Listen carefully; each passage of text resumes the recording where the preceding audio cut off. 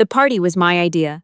Every single thing on that table, the smoked salmon appetizers from the deli on Paris Street, the three-tier cake from the bakery my mother had admired for 20 years, the rented tablecloths, and the centerpieces with real flowers, all of it came out of my credit card. 83 people showed up to celebrate my mother's 70th birthday in the house I had been paying the mortgage on for 11 years. And somewhere between the second round of drinks and the cutting of the cake, my mother stood up from her chair, tapped her wineglass with a spoon, and announced to every single one of them, relatives, neighbors, people I hadn't seen since childhood, that my brother was the one who had kept this family together. She said, "Darren gave up everything to stay here with us. He sacrificed his potential, his future, so this family wouldn't fall apart. Some people," and she looked directly at me when she said it, "just send money, that's easy." Darren stayed. The room went quiet for exactly 1 second. I had driven 4.5 hours from Toronto that morning. I had taken Friday off work, unpaid, because I'd already used my vacation days covering a colleague's maternity leave. I was standing near the kitchen doorway holding a paper plate I hadn't touched, listening to the woman I had spent the last decade and a half quietly rebuilding describe my brother's unemployment as noble sacrifice. I set my plate down on the counter very carefully so it wouldn't make a sound. I walked to the front closet, pulled my coat off the hanger, and picked up my keys from the ceramic dish by the door. The dish I had bought at a craft fair in Kensington Market and mailed home because my mother mentioned she liked it. My brother was standing 4 feet away. He watched me the whole time. He didn't say a word. I didn't raise my voice. I didn't cry. I looked at my mother across the room full of people she'd invited with my money, and I said quietly enough that only the people nearest me could hear, "All right, Mum, I hope he enjoys the party." I walked out. I was 3 minutes down the road, merging onto the bypass, when my phone lit up on the seat beside me. A text from my mother, "Bring back the Highlander or I'm calling the police. That car is not yours to take." I read it at a red light. The Highlander was registered in my name. I had bought it outright 2 summers ago, $38,000 from my savings. Because my brother's license had been suspended, and he needed something reliable, he said, for the business he was about to launch. I handed over the keys and kept the registration in my name because something in me already knew. I typed back 2 words, "Go ahead." I drove the 4.5 hours home with my phone face down on the passenger seat, vibrating the whole way. What I didn't know yet, what I wouldn't find out until my brother actually made that call, was that by the time anyone figured out what had happened, it wouldn't be my hands the police were reaching for. Before I tell you exactly how that played out, take a moment to like this video and drop a comment telling me where you're watching from tonight. Stick with me, because the drive back to Toronto that night is where I finally understood something that took me 15 years to see clearly.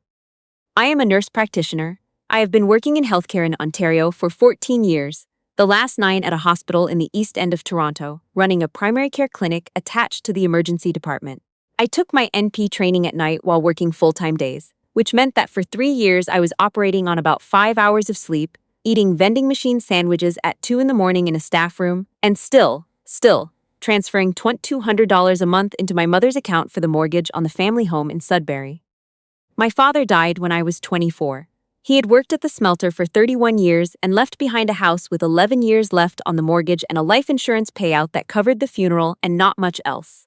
My mother was 59. My brother was 27, living at home and in the middle of what he described as a transitional period. I was the one with the steady paycheck, so I became the plan. I didn't resent it in the beginning. My father had worked himself down to the bone so we would have a house, and I wasn't going to let it slide into foreclosure because of bad timing and a brother who couldn't hold a job for more than 8 months at a stretch. I called the bank, had the mortgage transferred into my name, and started making the payments from Toronto. That was 11 years ago. In those 11 years, my brother lived in that house rent-free. He used the spare bedroom as an office for 3 different businesses that never reached the point of generating a single invoice. He drove my car to meetings that apparently never produced a client. He put $11,340 in charges on the supplementary credit card I'd added to my account so my mother could cover groceries and utilities, charges at a sporting goods store in Barrie, a hotel in Collingwood, 2 restaurant tabs in North Bay, each over $300, a set of golf clubs, a weekend entrepreneur retreat that cost $1,900 and seemed to have taken place at a resort outside Huntsville. My mother knew. She handled the mail. She called it investing in his future. She called my monthly transfers the least I could do from down there in my Toronto life.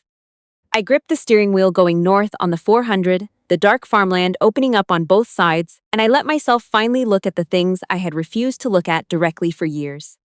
My brother at Thanksgiving 2 years ago, showing my cousin around the house like he owned every room, pointing out the deck renovation, the deck I had paid a contractor $14,000 to rebuild, saying we finally got it done, been meaning to for years. No mention of who wrote the check, not once. His wife, Kelsey, at Christmas standing in the living room and telling my aunt that she was thinking of converting the sunroom into a playroom for when they had kids. It's a big enough house, we've got the space. She'd waved her hand around the room the way you do when you own a thing. I had been sitting 8 feet away, holding a mug of tea, staring at the curtains my mother had put up. Curtains I had ordered online and shipped directly to the house because my mother mentioned in passing that the old ones were faded.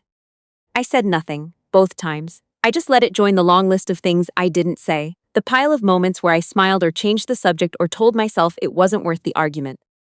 The Highway 69 interchange came up in the headlights and I held the wheel steady and breathed through my nose the way I do when a patient is crashing and I need my hands to stop shaking. I drove through the dark north of Perry Sound and the lights of Sudbury passed somewhere behind me like a city I was leaving for the last time. My phone went quiet somewhere around Barrie. I didn't stop until I got home. It was my brother who made the call. I was in my apartment at 11:30 at night, still in my coat, standing at the kitchen counter with a glass of water, when my phone rang from an unknown number. I picked up out of reflex. You get used to that in healthcare. The officer was professional about it. He told me he was following up on a report of a vehicle and gave me the license plate. He said there was a claim the vehicle had been taken without the owner's consent. I asked him to hold on. I walked to my desk, opened my laptop, and pulled up the PDF of the vehicle registration.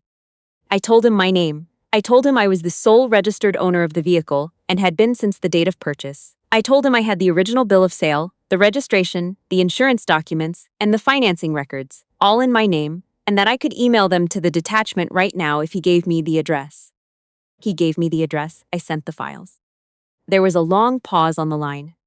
"Ma'am," he said, "the individual who filed this report, the name on the report is a Darren." "My brother," I said. Another pause. "The documents you've sent appear to be clear," he said carefully. "You understand that filing a false police report is a serious matter." "I do," I said. I hung up and sat on my couch in the dark for a while without turning the lights on. My upstairs neighbor moved around their kitchen. The refrigerator hummed. The city made its low, constant sound outside the window. My brother had actually done it. He had called the police on his own sister for taking her own car. He had been willing to have me charged with a criminal offense, to blow up my nursing's license my entire career, to save face. I sat with that for about 20 minutes. Then I got up, turned on the lights, and made a list. First thing Monday morning, I walked into the office of Dr. Pierce, the patient relations director who had supervised me when I first started at the clinic and who had, over the years, become something close to a mentor. She was 70 years old, had been in healthcare administration for 4 decades, and had a way of listening to complicated things without blinking. I sat across from her desk and told her everything: the mortgage, the credit card, the car, the call from the police, the birthday party. She listened without interrupting. When I finished, she leaned back in her chair and said, "Show me the credit card statements." I pulled up the account on my phone and handed it to her. She scrolled through quietly. Her expression didn't change, but I saw her jaw tighten once near the golf clubs. She handed my phone back. "Do you know your outstanding liability on that card?" I told her the number. "And none of this was authorized by you." "The groceries and the utility bills were, everything else, no." She was quiet for a moment. Then she said something I didn't expect. "I see this pattern more often than people think. The shape of it is always the same. Someone becomes reliable and successful, and the family quietly reorganizes itself around extracting that reliability. And the person in the middle allows it, usually because they love their family and because the cost of stopping feels unsurvivable." I stared at the desk.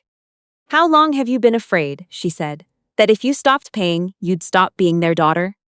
I thought about my father's face. He had worked 31 years at the smelter. He came home every night with his hands rough and his back aching, and he never, not once, made any of us feel like a burden. He just worked. He was proud. He died at 61. "My whole life," I said. "I've been afraid of that my whole life." Dr. Pierce nodded slowly. "Your father would not recognize what's happening here as family," she said. "And you already know that." Something that had been locked in my chest for a very long time cracked open all at once. I walked out of her office at 9:10, and went straight to the phone in the hallway. I called TD on the priority line and told them I needed both supplementary cards on my account deactivated immediately, my mother's and my brother's. Permanently canceled, all pending transactions declined. The agent confirmed it within minutes. I could picture my brother at whatever drive-thru or gas station he was heading to that morning. I could picture the card being slid back across the counter to him. I felt nothing except a strange, clean quiet in my chest. After that, I went online and updated the beneficiary on my work group life insurance policy. I removed my mother and my brother and replaced them with a hospice organization I had volunteered with the previous winter. Then I called a paralegal I'd found through the Law Society of Ontario's referral service. I explained the situation. She confirmed what I already knew. The house was registered solely in my name. I had paid the mortgage in full 14 months ago. My brother and mother had no legal claim to the property whatsoever. She drafted the notice. In Ontario, it's a Form N12, Notice to Terminate Tenancy. She adjusted the language to fit the circumstances. 60 days, legally compliant, served in writing. I signed the paperwork that afternoon. By 4 o'clock, my mother and my brother had been formally notified that they had 60 days to vacate the property in Sudbury that I had been paying for since I was 26 years old. They did not take it quietly. By Tuesday, the cards had declined at enough places, the Freshco, the Petro-Canada, the Tim Hortons drive-thru, the Shoppers, that my brother was understanding this was not a bank error. By Wednesday, the paralegal confirmed service of the notice. By Thursday, I was getting calls from aunts and uncles I hadn't spoken to in 2 years, telling me I was destroying the family, that I was cruel, that my father would be ashamed of what I'd become. I picked up one of those calls, from my mother's older sister, a woman who has never in my memory offered to help anyone with anything, and I listened to her tell me I was being cold-blooded and unnatural. When she finished, I said, "Okay, if Mum and Darren need a place to stay, you have a spare room. I'll pass along your number." She went very quiet. I waited. "Well," she said, "we've got the grandkids staying this summer, so the timing isn't really." "That's what I thought," I said. "Take care." Moral outrage is very easy when someone else is paying for it.